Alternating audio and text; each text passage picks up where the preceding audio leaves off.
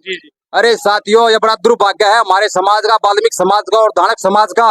हरियाणा प्रदेश के लोगों ने इस आदमी को चंदा इकट्ठा करके दिया है 15 लाख रुपए। जब इस इंसान ने वहां जाके यूपी के अंदर इलेक्शन लड़ा है और ये इलेक्शन जीत गया है। इलेक्शन जीतने के बाद ये आदमी जब पहली बार संसद में जाता है साथियों, ये कहता है कि मैं छत्तीस बिरादरी का नेता वहां संसद में। जींद अनाज मंडी में मौजूद। हाँ दिखाइए भाई, इस साइड जो है आज पूरा डीएससी समाज है जो इकट्ठा हो रहा है और इनकी एक ही मांग है कि भाई जो डीएससी कानून है जो सुप्रीम कोर्ट ने पारित किया है वो लागू होना चाहिए।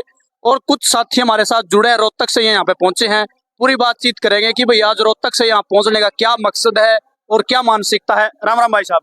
नमस्कार भाई साहब, मेरा नाम संदीप नागर है। मैं गांव भगवतीपुर से रोहतक डिस्ट्रिक्ट से अपनी टीम के साथ आया हूं। अच्छा जी। और हमारे डीएससी ए समाज की एक ही मांग है, जो माननीय सुप्रीम कोर्ट ने 1 अगस्त को फैसला सुनाया था कि जो ये एससी कैटेगरी का आरक्षण है, जो वर्गीकरण है, 2 भागों में डिवाइड कर दिया गया। इसका एससी ए और एससी बी। एससी बी के अंदर हमारी कुछ 4-5 जातियां आती, जो जिसे हम चमार भाई कहते हैं। जिसे चमार हो गया, जटिया चमार हो गया, रविदास चमार हो गया, चमड़ा चमार हो गया, ये जाति आती है। और एससी ए के अंदर हमारी 36 बिरादरी आती, 36 जातियां आती, जैसे सासी, कंजर, ढेया, धाड़क, वाल्मीकि, सपेला, डूम, सिंगी कट, ये हमारी जातियां आती है। और आज तक इन जातियों को ये आरक्षण से वंचित रही है और इन जातियों को आरक्षण का कोई लाभ नहीं मिला है। माननीय हमारे एक मुख्यमंत्री आए थे हरियाणा में, भजन लाल जी।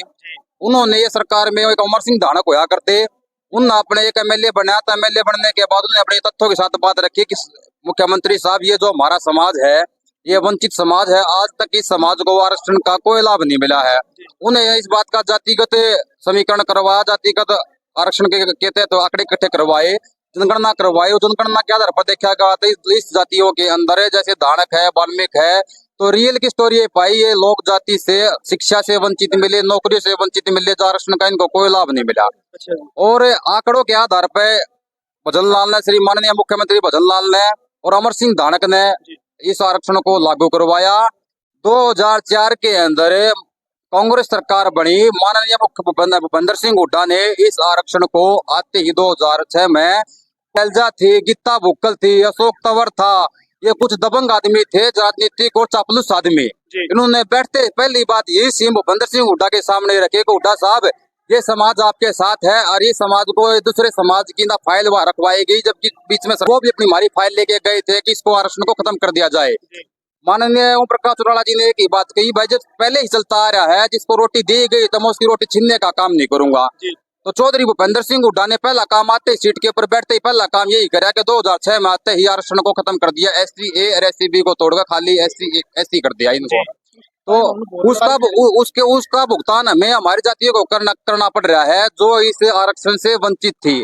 हमारे लोगों ने केस करा हाई कोर्ट में। जब हम केस जब हमने ये केस कोर्ट सुप्रीम कोर्ट में डाल दिया गया, दिल्ली केस डाला गया। और जब ये 1 अगस्त को माननीय सुप्रीम कोर्ट ने इस फैसले को सुना दिया गया कि जातिगत व्यवस्था है, जो आरक्षण के अंदर आरक्षण वर्गीकरण लागू होना चाहिए, ऐसी व्यवस्था है। क्योंकि उस टाइम पे जिस टाइम पे ये व्यवस्था 7 जज की बेंच ने जो डिसीजन सुनाया गया था, वो ये नहीं है किसी एक आदमी ने सुनाया गया था।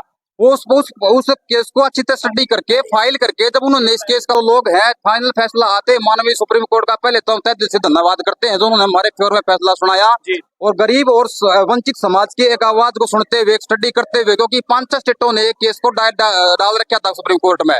अगर एक स्टेट का केस होता तो शायद सुप्रीम कोर्ट नहीं क्या फैसला करता इस बात का, लेकिन सुप्रीम कोर्ट ने 5 स्टेटों का एक केस इकट्ठा बनकर आया है। जब उन्होंने फैसला लिया, हाँ वाक्य में वर्गीकृत है या पढ़ लिख कर आज इतनी संपन्न साधन आर्थिक रूप से इतनी मजबूत होगी, राजनीतिक रूप से, शैक्षणिक रूप से, ताकि इनको आरक्षण की जरूरत नहीं है आज ये। ठीक है, जो जातियां बची है उनको आरक्षण की जरूरत है। बाबा साहब भीमराव अम्बेडकर ने ये कहा था कि आरक्षण का मतलब है जो निचले वाले पायदान पे बैठा हुआ है उसको भी आरक्षण, जातिगत सामाजिक और राजनीतिक रूप से आरक्षण देकर उसको भी आगे लेकर आना। और साथियों, मैं आपके चैनल के माध्यम से ये बताना चाहता हूँ इसे अनुसूचित जाति ए के वर्ग के लोगों को, अगर जो ये मीडिया जो बाइट लेती है हमारे चमार जा रहा है और ये मलाई खाते आए हैं, तब इनको ये पता चल गया हाँ मलाई खत्म होने लगी तो इनका पेट में दर्द होने लग गया हमारे समाज के प्रति।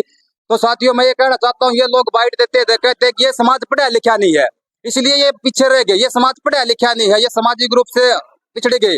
तो साथियों मैं आपके माध्यम से, आपके चैनल के माध्यम से एक ही गुजारिश करना चाहता हूँ, आपके दर्शक जो हमारे चैनल को देख रहे हैं, तो उनसे मैं एक ही गुजारिश करता हूँ, हमारा स्टेटमेंट तैयार करते हैं, उसका भाषण तैयार करते हैं, जब वो खड़ी होकर बोलती है, तो साथियों मैं एक आधार चाहता हूँ जिसे हम बोलते हैं कि एक नया आदमी और पैदा हो गया इस भारत के अंदर, जिसे हम बोलते हैं चंद्रशेखर रावण। अरे साथियों ये बड़ा दुर्भाग्य है हमारे समाज का, वाल्मीकि समाज का और धानक समाज का। हरियाणा प्रदेश के लोगों ने इस आदमी को चंदा इकट्ठा करके दिया है 15 लाख रुपए, जब इस इंसान ने वहां जाके यूपी के अंदर इलेक्शन लड़ा है और ये इलेक्शन जीत गया है। इलेक्शन जीतने के बाद ये आदमी जब पहली बार संसद में जाता है साथियों, ये कहता है कि मैं छत्तीस बिरादरी का नेता हूं। वहां संसद में जाके इतना हमने शेर बना के भेजा था, ये तो गादड़ निकला, अपनी जाति का आदमी निकला। साथियों आज मायावती की तुति बोलिया करती, कभी बुरे वक्त में, कभी जब हमारे आदमी थे भोले हुआ करते, वोट की राजनीति का नहीं पता था, वोट की वैल्यू का नहीं पता था, पकावे में आ जाया करते, भावुक हो जाया करते हमारे वाल्मीकि समाज के आदमी, धानक समाज के आदमी यूपी के अंदर। आज मायावती और हमारे समाज के आदमी इतने जागरूक हो गया कि मायावती एक सीट निकाल कर दिखा दो, एमपी की एमएलए की एक सीट निकाल कर दिखा दो, यूपी में हम मान जाएंगे, अपनी घर कटवा लेंगे अगर इतनी अपने आप में ज्यादा लीडर मान रही है तो। और साथियों ये बात, ये रावण है, जो रावण है यूपी का नगीना से जो एमपी बना है, ये हमारे समाज के लिए बहुत ही गद्दार और घटिया किस्म का आदमी है। साथियों हमारे समाज को इस आदमी से बच के रहना चाहिए, बड़ा खतरनाक आदमी है ये। साथियों अब इनको ये पता चल गया है कि आज तक जो समाज था ये दबा कुचला वंचित समाज था, अधिकारों से वंचित समाज था। और साथियों देखे थोड़ा हाँ इशारा होता है, सरकार ने भी हमारा को इशारा कराया है। अब सुप्रीम कोर्ट से आप केस जीत चुके हो, आप मेहनत करिए, राजनीति में आइए और अपना अधिकार लीजिए। तो साथियों हमारे समाज से मैं हाथ जोड़ के यही विनती करता हूँ कि हमारा जो अधिकार है, हमारा जो आरक्षण ए है, एससी है और रोड के ऊपर पड़ा हुआ है, बस हमें मेहनत करने की जरूरत है, हमें संघर्ष करने की जरूरत है। साथियों हमारे समाज के लोगों ने 18 साल तक मेहनत करी है, कोर्ट के चक्कर काटे हैं, जेल काटी है, हमारी कमर टूट गई है कर्जा दे दे इस केस के पीछे लड़ने के लिए। जब केस जीते हैं, ऐसे केस नहीं जीते हैं, कभी रोड के ऊपर पड़ा है, बड़ा संघर्ष हो रही है कि ये आदमी कैसे आ गया। ऐसे तो बोलते हैं बाइट के माध्यम से, मीडिया के माध्यम से, अगर नहीं ये तो हमारे भाई है। अरे भाई कहाँ हो गए तुम, तो भाई क्या तुमसे बड़े दुश्मन हो। जो हमारे अधिकारों की बात आते, हमारे पेट की बात आते, हमारे बच्चों के भविष्य की बात आते, तुम रोड के ऊपर आ गए। और तुमने क्या कहा कि हम भारत बंद करेंगे। अरे छोड़ो तुम भारत बंद की बात, तो छोड़, तुम पूरे हरियाणा प्रदेश के अंदर एक दुकान ही बंद नहीं करवा सके, तुम भारत बंद की बात करवा रहे हो। कौन सा भारत बंद करवा दिया तुम लोगों ने। इस रावण ने कहा था कि मैं वहां दिल्ली के अंदर जाऊंगा और दिल्ली के अंदर जाके 11 तारीख को वहां जंतर मंतर पर अपना धरना धरूंगा, मैं अपने समाज के इकट्ठा करूंगा। मेरे वाल्मीकि समाज को मैं बहुत बड़े उनके चरणों में नमन करता हूँ, जिन्होंने 10 तारीख को अपना प्लान तैयार करा और वहां पे एक भव्य कार्यक्रम रखा। उनका प्रोग्राम उनको सुनते ही डेट फाइनल होते ही खान का प्रोग्राम है वाल्मीकि समाज का, तुरंत प्रभाव से उनका फैल होने का कार्यक्रम हुआ वहां पे। और साथियों वहां 11 तारीख को वहां पे उसे दिल्ली में खड़ा हो गए चंद्रशेखर रावण ने मगरमच्छ जितने मोटे मोटे आंसू गिरे हैं, क्योंकि उसको पता चल गया है कि जिस रूप से तुम राजनीति में आया करते, ये धानक वाल्मीकि छत्तीस बिरादरी तुम्हारे को सपोर्ट करा करती, इसलिए तुम राजनीति में आया करते। तो साथियों रो रो को रोया है वहां पर, नहीं मैं तो सबकी आवाज उठाऊंगा, उसमें संसद में जाकर हर स्टेट में जाकर आवाज उठाऊंगा। अरे ऐसा हमारा पूर्ण रूप से और ये समाज तुम्हारे से कट चुका है। तो साथियों बार बार हमारे समाज के लोगों को बुलाया जा रहा है, बुलाया जा रहा है, दिल्ली में मीटिंग करी जा रही है, जो हायर एजुकेटेड पर्सन है, बड़े बड़े पदों पे बैठे हुए हैं, कि हमारे साथ आप आइए, भाईचारा बनाइए। भाईचारा कहाँ से बनेगा, भाईचारा तुम लोगों ने पूरा भारत बंद करके खत्म हो गया, उसने भाईचारा खत्म कर दिया, तुम लोगों ने भाईचारा कहाँ रह गया। तो साथियों एक माइक के माध्यम से, आपके चैनल के माध्यम से मैं तो ये कहता हूँ, जहाँ जहाँ तक मेरी आवाज आपके दर्शक मेरी बात सुन रहे हैं, आगे ये देश से हमारा अधिकार है, हमारे बच्चों के भविष्य की बात है साथियों, ये हमारे को मिलना चाहिए। सरकार से भी हम निवेदन करते हैं कि ये मिलना चाहिए। रही बात चौधरी भूपेंद्र सिंह हुड्डा की, कांग्रेस सरकार के ये जब से आया है, ये चाहते हैं चौधरी भूपेंद्र सिंह हुड्डा और दीपेंद्र हुड्डा हमारे ये इस हरियाणा प्रदेश में सिर्फ 2 ही नेता हों इस पार्टी कांग्रेस पार्टी के, और पूरे कांग्रेस पार्टी इन लोगों ने हाईजैक कर रखी है, दूसरे आदमी को देखना नहीं चाहते ये। और ये कभी बाकी कांग्रेस पार्टी के अंदर जब से भूपेंद्र सिंह हुड्डा है हाईजैक करे हुआ है, ये खाली एससी कैटेगरी के अंदर ओनली आदमी को, ये जो छासी कंजर ढे धानक वाल्मीकि है, इनको तो अपना कार्यकर्ता अपना वोटर मानता ही नहीं ये आदमी किसी भी एंगल से। अगे मेरे वोटर हैं ये, इनको तो मानता नहीं। और साथियों मैं आपके चैनल के माध्यम से एक बात और कहना चाहता हूँ, देखो सोचने की बात है, आज तक हम राजनीति कहते हैं अपने आप अधिकार क्यों नहीं लिए, आप नौकरियों पीछे क्यों रह गए, आपका क्या कारण रहा। साथियों मैं आप लोगों से संदीप नागर भगोती पर मैं आपसे एक बात पूछना चाहता हूँ, आज तक इस हरियाणा प्रदेश के अंदर कभी टेस्ट नहीं होया, टेस्ट होया तो बीजेपी सरकार आई जो नौकरी के लिए जो टेस्ट लेकर आई, पहले इंटरव्यू पर नौकरी लग गया करते और इंटरव्यू पर नौकरी लग गया करते। आपके आदमी ज्यादा होया करते इंटरव्यू पर नौकरी लगा करती, वो अपने आदमी की पैरवी करा करते और नौकरी लगा करते। सबसे बड़ी बात ये है आज वो आदमी पढ़ लिख के ऊपर पहुंच गए।